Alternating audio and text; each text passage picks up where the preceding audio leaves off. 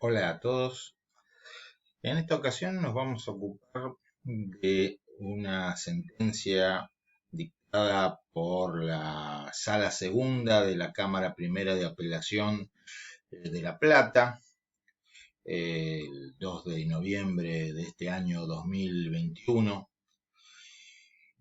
Es un caso iniciado por el Defensor del Pueblo de la Provincia de Buenos Aires contra una administradora de un plan de ahorro para fines determinados, concretamente para la adquisición de automotores. Eh, Probablemente ustedes saben que el Defensor del Pueblo de la Provincia de Buenos Aires inició varias causas contra distintas administradoras de planes de ahorro que están tramitando en distintos juzgados, solicitando el reajuste de las cuotas de esos planes y como medida cautelar la reducción de dichas cuotas. Esto en varias acciones colectivas. Este caso va a tener una particularidad porque en primera instancia se lo va a rechazar, se va a rechazar in limine la presentación, básicamente planteándose o considerándose que no se daban los requisitos para que el tema pudiera tramitar como una acción colectiva. Digamos así, no existirían intereses individuales homogéneos. No nos vamos a ocupar tanto, o no nos vamos a ocupar directamente del rechazo de primera instancia, sino de la sentencia de Cámara, que confirma lo decidido en primera instancia, pero por otras razones que veremos a continuación. Lo que se va a hacer en Cámara es un análisis de oficio de la legitimación del Defensor del Pueblo bonaerense. En primer lugar, se va a destacar que el defensor invocó como argumento para justificar su legitimación para iniciar esta acción colectiva los artículos 55 de la Constitución Provincial y los artículos 12 y 14, inciso F, de la Ley 13.834. Lo que van a entender los jueces de esta sala es que estos artículos no habilitan al defensor del pueblo para iniciar una causa en defensa de derechos colectivos contra particulares. Y vamos a ver cuáles son los argumentos normativos.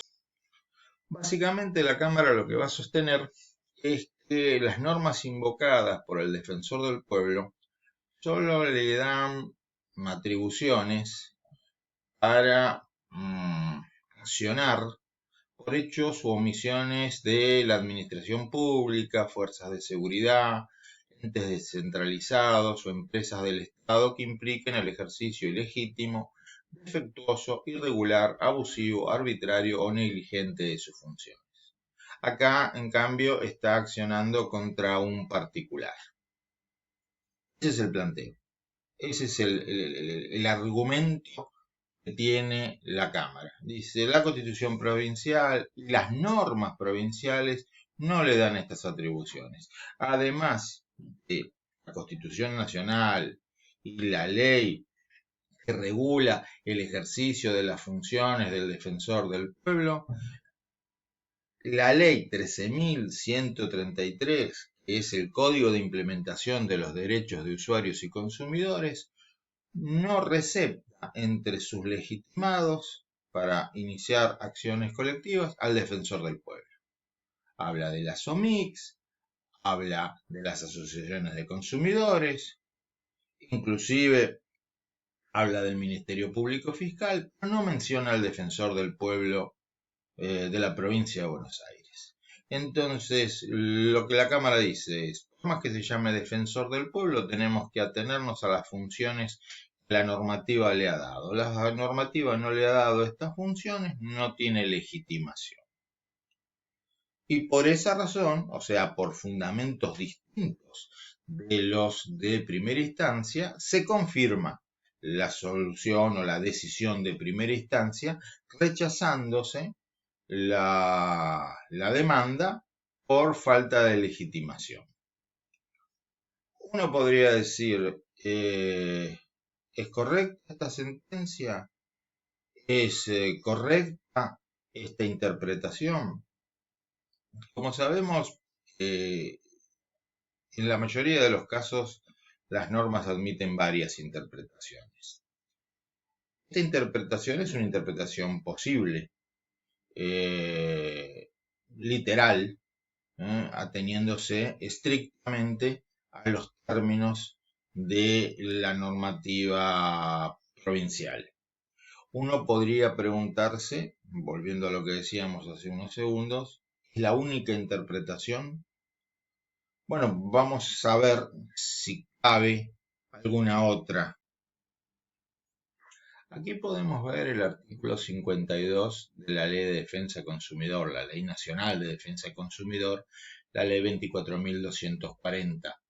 Este artículo 52 nos dice que la acción corresponderá al consumidor o usuario por su propio derecho, a las asociaciones de consumidores o usuarios autorizadas en los términos del artículo 56 de esta ley, a la autoridad de aplicación nacional o local, destaco esto, el o local, el defensor del pueblo y al Ministerio Público Fiscal.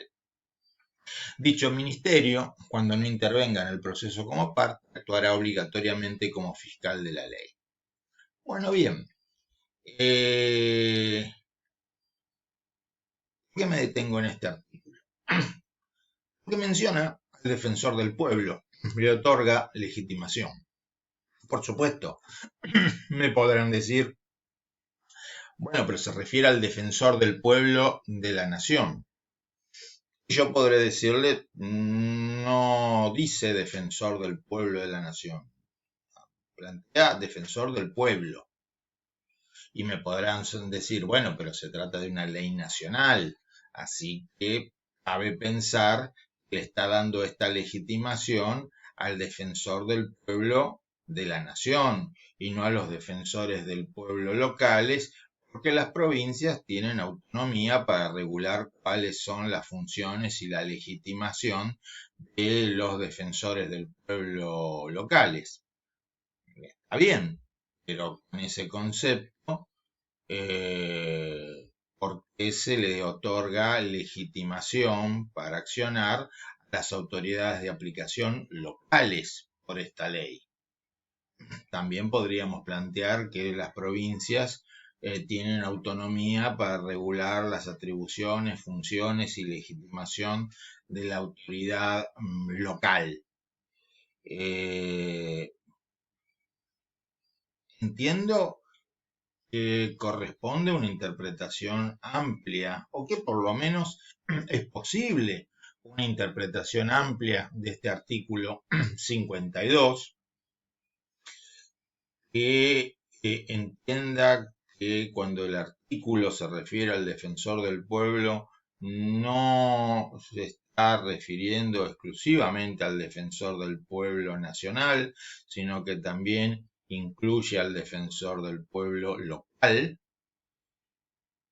Entiendo que es la interpretación más favorable a la defensa de los intereses de los consumidores y usuarios.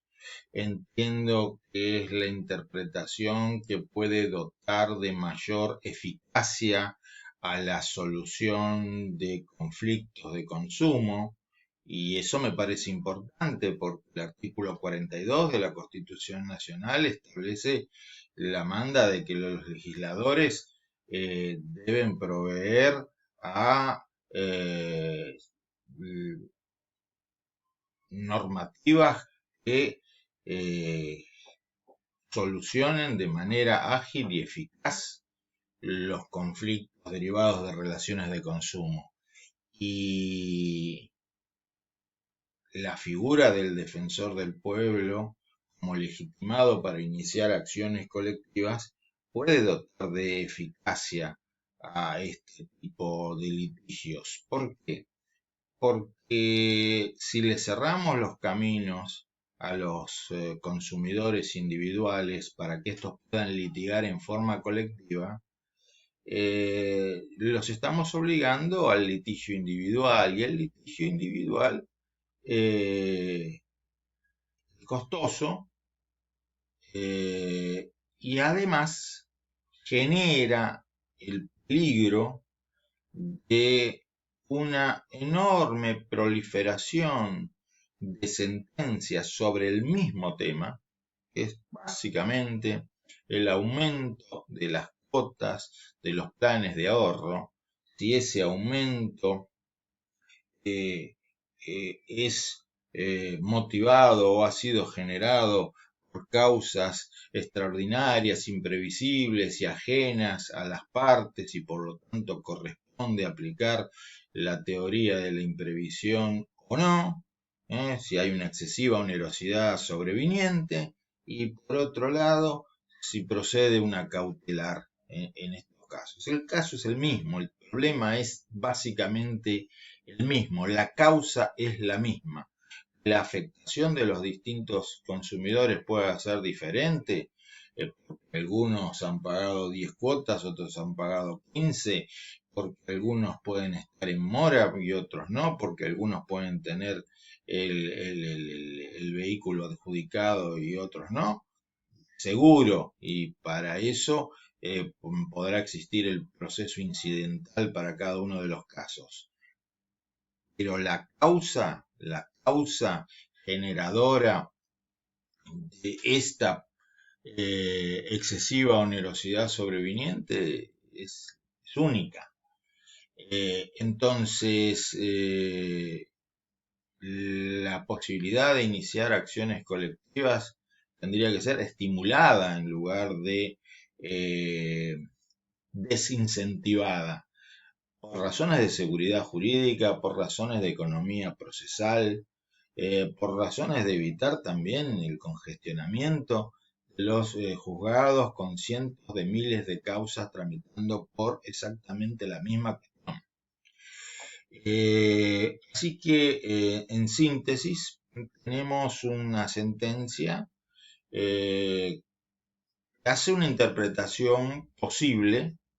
Entiendo que desde la finalidad y desde la consecuencia no es una interpretación deseable, y que existen otras interpretaciones. Espero les resulte interesante este fallo, que como siempre acompañará al video, y bueno, nos vemos en la próxima. Muchas gracias. Hasta luego.